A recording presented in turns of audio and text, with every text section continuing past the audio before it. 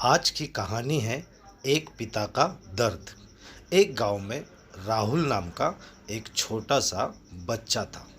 उसके पिता तो थे, लेकिन माँ पिताजी की गरीबी के चलते किसी पैसे वाले संग भाग गई थी। पिता मेहनत मजदूरी कर अपने बेटे को पाल पोस कर बड़ा करता है। वो सारे सुख अपने बेटे को देता है जो एक माँ दे सकती है। उस पिता ने कभी कुछ नहीं मांगा, सिर्फ इतना ही मांगा कि मेरे बेटे को कोई परेशानी ना हो।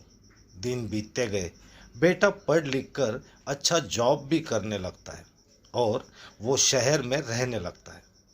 कुछ दिन बाद वो अपने पिता से मिलने आता है और कहता है, पापा, मुझे कुछ पैसों की ज़रूरत है।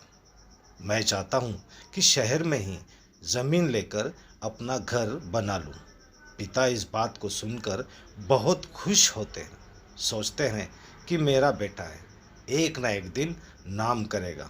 जिंदगी भर की बचाई हुई पूंजी को निकाल कर अपने बेटे को दे देता है। बेटा शहर चला जाता है और उन पैसों से अपना घर बना लेता है। पिता इधर इंतज़ार करता रहता है कि मेरा बेटा फिर से आएगा।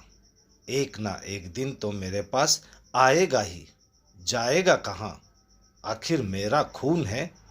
लेकिन रोज़ बुलाने पर भी बेटा तो क्या, अब उसके पास कोई नहीं आता जाता था, क्योंकि ना ही अब उस पिता के पास पैसे थे और ना ही रहने की कोई अच्छी जगह थी।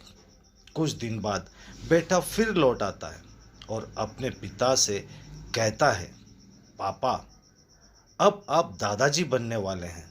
पिता को बहुत खुशी होती है। इस बात को सुनकर वो कहता है, तू मुझे मेरी बहू और पोते से कब मिलवाएगा? बेटा कहता है, बस पापा, थोड़े दिन और। पापा, मुझे पैसों की ज़रूरत है, क्योंकि आजकल नौकरी में थोड़ी गड़बड़ी रही है, जिसके कारण से मुझे कुछ दिन के लिए सस्पेंड कर दिया गया है।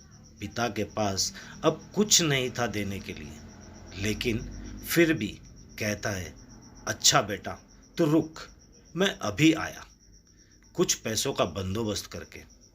पिता बाद में महाजन से कुछ उधार लेकर अपने बेटे को दे देता है और बेटा पैसे लेकर फिर से शहर चला जाता है। बरसों गुजर जाते हैं। पिता सोचता है कि मैं तो अब दादाजी बन गया हूँ।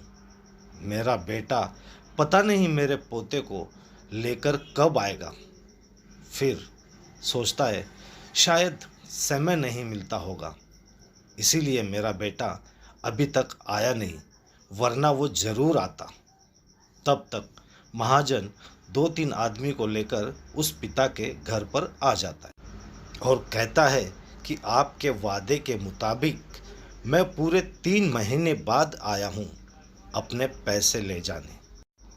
पिता कहता है, मेरे पास पैसे नहीं है देने के लिए।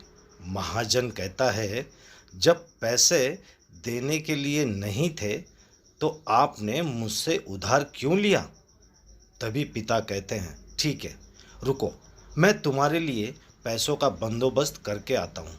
और वहाँ से नज़दीकी अस्पताल में चला जाता है। वहाँ जाकर वो अपनी एक किडनी बेच देता है और उस महाजन का कर्ज चुकाता है। किडनी बेचने के बाद उनकी स्थिति और भी खराब हो जाती है और वो इस राह में ही जी रहा होता है कि मेरा बेटा एक दिन आएगा ज़रूर। इस आस में जीते जीते एक दिन पिता की मृत्यु हो जाती है, परंतु उस बेटे को अपने पिता को आग देने का भी नसीब नहीं होता।